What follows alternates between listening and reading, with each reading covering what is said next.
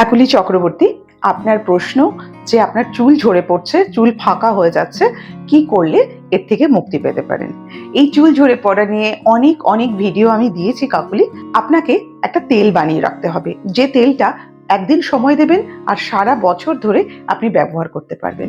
এতে আপনার চুলের নতুন করে বৃদ্ধি হবে এবং চুল ঝরে পড়ার হাত থেকে আপনি মুক্তি পাবেন। হ্যাঁ, এখন যে তেলটা অনেক জায়গায় বলা হয় যে নানা রকম জিনিসপত্র দিয়ে সেটাকে বানাতে হয়, যার মধ্যে অনেক জিনিস আপনি খুঁজেও পাবেন না, সেগুলো ছেড়ে দিন। যেগুলো হাতের কাছে থাকবে সেগুলো দিয়েই কিন্তু আপনি হেয়ার ফল সলিউশন একটা হেয়ার অয়েল বানাতে পারবেন। কি করতে হবে? কোকোনাট অয়েল আপনি 500 গ্রামের বানাতে পারেন, আবার 1 কিলোরও বানাতে পারেন।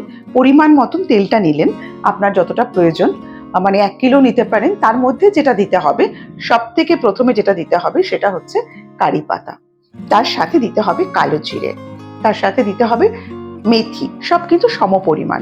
তার সাথে দিতে হবে পেঁয়াজ আর জবা ফুল। ঠিক আছে? এই জিনিসগুলোকে আপনি একসাথে ফুটিয়ে নেবেন। ফুটিয়ে নেওয়ার পর ঠান্ডা করবেন। ঠান্ডা করে সেটাকে ছেঁকে রাখবেন। আর সপ্তাহে 3 থেকে 4 দিন স্ক্যাল্পে মাসাজ করবেন। পেঁয়াজের রস, কারি পাতা, মেথি এগুলো চুলের গ্রোথ হতে আপনাকে সাহায্য করবে। হ্যাঁ, এছাড়া যদি মনে করছেন যে আপনি কোনো হোমিওপ্যাথি ওষুধ ইউজ করবেন, সেটাও করতে পারেন। 500 গ্রাম তেল নেবেন, তার মধ্যে আপনি 1 ড্রাম, হোমিওপ্যাথি ওষুধের দোকানে গেলে আপনাকে দিয়ে দেবে। হোমিওপ্যাথি মেডিসিন আছে আর্নিকা জাভরান্ডি মাদার, যেটা লাল রঙের হয়, সেটা নিয়ে এসে ওই 500 গ্রাম তেলের মধ্যে মিশিয়ে দিলেন, মিশিয়ে সেটাকে রেখে দিলেন। এটা প্রতিদিন আপনাকে ব্যবহার করতে হবে স্ক্যাল্পে। ঠিক আছে? আর এইটা গেল হোমিওপ্যাথি ওষুধ। এছাড়া এগুলো আপনার ব্যবহার করতে হবে স্ক্যাল্পে। আর যেগুলো ব্যবহার করবেন না সেটা হচ্ছে কেমিক্যাল যুক্ত কোনো শ্যাম্পু, যার মধ্যে হার্মফুল কেমিক্যাল রয়েছে, সিলিকন রয়েছে। সালফেট ফ্রি শ্যাম্পু ব্যবহার করার চেষ্টা করুন। যদি মনে করছেন ঘরের মধ্যে আপনি রিঠা, শিকাকাই এগুলো ব্যবহার করে চুল পরিষ্কার করবেন, অবশ্যই চুল বা স্ক্যাল্প এগুলো দিয়ে পরিষ্কার করতে পারেন।